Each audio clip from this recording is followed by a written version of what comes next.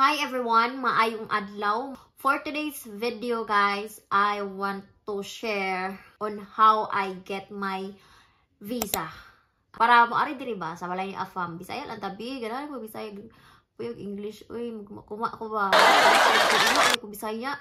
Tabang Lord sayo. So I have kuan diri nakoy lista. So kani nga lista, dugay na ni siya nga lista. So long time ago katong nag-process lang mi og mga papeles. So dili na ta magdugay-dugay. First step nga imong buhaton is moadto ka sa TLS contact nga website. Visit ka dito day. Magpa-appointment ka, nya mobayad ka sa ang bayad diya day 1,538 sa pagpa-appointment na siya. So kani siya wala ni siya yung refund.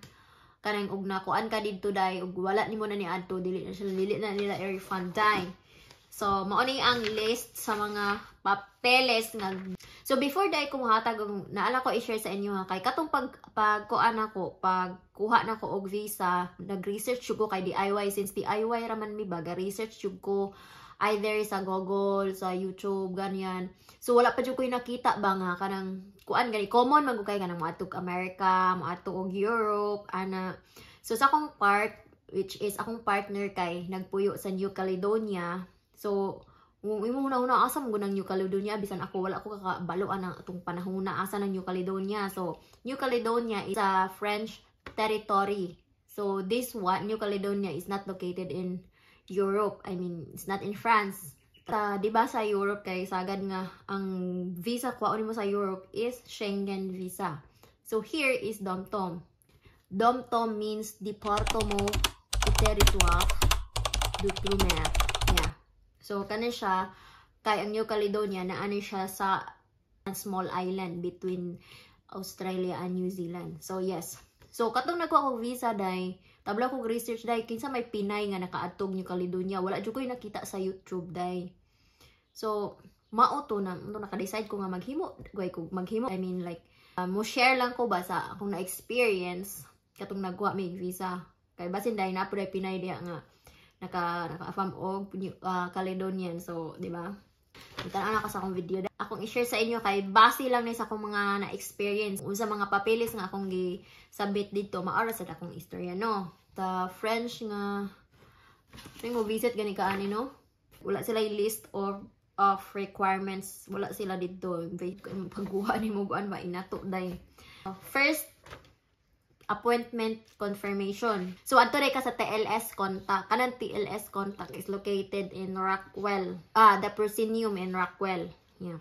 Dito na siya located. Mo na lang office dito nimo i-submit ang imong mga papeles. Okay? So dala-dala nimo ni registration receipt. This one. And visa application form. Tapos magdala sad ka og picture. Picture nimo nga naka Schengen type. Okay, next is photos. Like I said, para din ni day. Tapos dapat ubay-ubay day. Ang ila yung gi-require kay 6 man siguro to or 8 ba. Pero duha ra gud ba jud ang magamit. Duha ra kay usa dire tapos usa nga katong inig submit nimo sa passport. So okay. So sa akong part nagkuha ko NBI clearance. Tapos certificate of residency. Kung gikuha barangay clearance kay wala man ko ikuan. Electricity bill. So, okay ra electricity bill. Ganyan. Pero wala ko na. So, barangay clearance akong gikuha dito sa among barrio day. Sa Negros.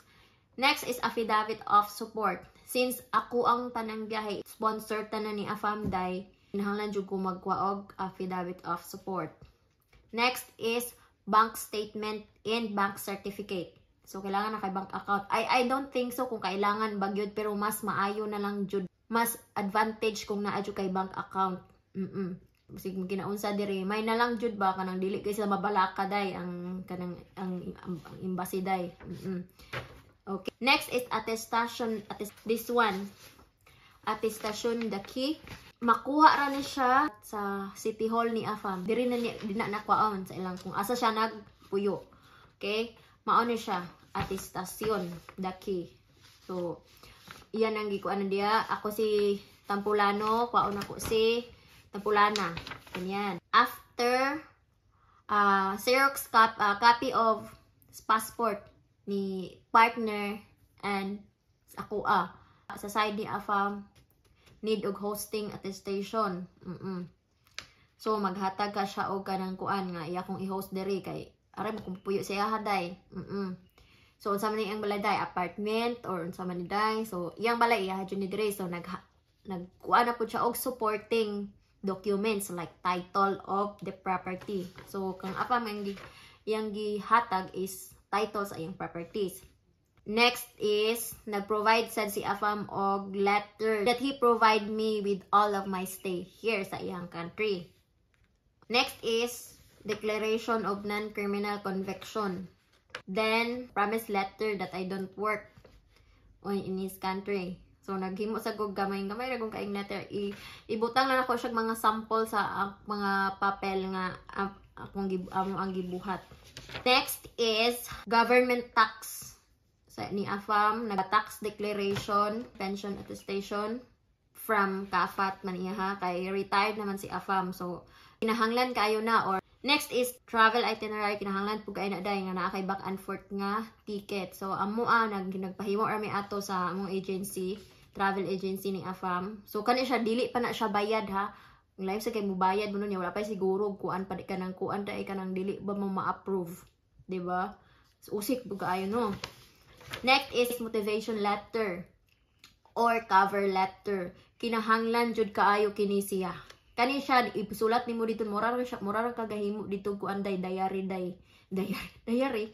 Pero para sa kuan magud kay mura gikuan na ay kaning nag-meet mi ni kuan hi kanang Mr. Mr. or Miss Ambassador in kuan ana akong kuan day nga ako ni sa Tampulana, nag-meet mi ni Tampulano ani sa ani nga dating site, tapos nag-meet mi in person sa mauni nga day, tapos nibalik siya day, tapos nibalik na pud day mo to ana day nag New Year mi day ana gidala ko niya ko ang Thailand day gisulat na tanan dito day kay tapos na adyo day mga supporting kuan day photos kay more man siya proof of your kanang relationship sad ba. Tapos kinahanglan ni detail jud na dito dai dili ko sige tanan na summarize ra nimo ba. So na ako ay example diri this one mao ni ang akong letter de motivation. Ubay jud na siya dai because ubay kay dugay sad baya mi. Ana dai. Ay sa kani dai siya katunan ni siyang sa long stay na ni siya no. Sa katong first pa lang nako sa katong short stay lang nako duha ra ka pages ang akong kuan cover letter. Next is travel insurance. Kinahanglan kayo gayud nga naa kay travel insurance dai. And last is photos. Photos kani siya kuan na lang ni siya photos. You and your family kung asa mo nag-travel ana ba na kay mga photos ana dai para di ba nagsuwat man ka dito sa motivation letter. So tinuod yun yung sulat sa iyang motivation letter nga kaya naman siya mga photos anak dahil pero dili sa tanan kaya tanan ko dirabak daghan photos. So far maura to siya dai tanan nga lista nakalista diri gihatag nako ni siya tanan dai including my passport. So dapat wala na kay travel outside the country kay imong passport imo man na i-surrender didto. Yeah, imo man ang ikuan dito ilakip sa imong mga papeles. Kaya dito tatakan gay na nila no. Tangan gani kung na-approve ba ka. Hatag na nimo imong passport. So magpaabot at that time giingon sila sa muad day 15 days day pinakadugay na pero sa ako ang case nakuha na mo siya 23 days day almost a month day minaghuwat day. So kulba jud to no. So katong mo tong mga first 3 months visa nako. So dugay. So after pag mag-send na siya while nga imong visa naka-process na ka dito na kay ma-monitor nimo dai ba kung asa na dapit nga na for treatment ta ba nabasa na ba ni kuan na ana ba dito sa France embassy ganyan nahuman na ba unsa ba o last nga kuan ato nga for pick up na ang imong passport. So akong ipili ato nga kuan kay it's either ipa-deliver nimo or i-pick up nimo. So sa akong case gi-pick up ra nako dito sa TLS contact. Yeah. Balik kami dito sa my proscenium sa ilang office. Gikuha na ko ditong passport. So dali ra kayong pagkuha, magdala lang dadon dato nimo ang mga dala Japon ka og copy sa imong ID. Yeah, diba wala naman kayo surrender man imong passport, nanglan naka Xerox copy ka ato kay magdala ka ana, nagdala kag photocopy. Ganin dala ko ani day. Before day ato day pag submit nimo day kay kuan ka og kanang kuan day biometric kana day. So I have 2 here. I have 2 kay kaduha naman ko na visa day. So I will mag-share gyapon ko kung giunsapon nako pag ikaduha na long stay na. Sa long stay na. So mao to day naka biometric na ka, so mana to maghuwat na lang ka kung kanus aka sendan og email or chat or textan ba ka sa imong SMS ganan. Kuhaon na nimo yung passport. So pag kuhaan na day pagkuha dali na lang kaayo, dili naman ka moagi bisan asa mo adto ra ka sa window for didto na sa kuan didto ra sa kilid ba, dali ra kaayo na siya nga 5 minutes, dali ra kay pagkuha jud. Tapos check na nimo day, tapos moto na approve buyag na approve akong visa. So moto na kaari ko diri day 3 months. So DIY. So gitawag DIY miday. Sayon ra jud siya. By the way, ang bayad sa kuan day sa DomTom day. Wait. Premium service muad ka og 2,460. Kanang kuna kay premium service day dili na ka mo line day. Diretso na ka dito day, priority na ka ba. Inay mga snack dito sa sulod day. Ana day. Tapos service fee is 1,538. And then ang bayad sa kuanday sa DomTom 4,750. Murag only ra jud kay murag Schengen, mahal siya day sa DomTom. So maara to siya day. I hope na akay makuha nga gamay idea from me, from my experience. Yeah. So bye. So that's it for today's video.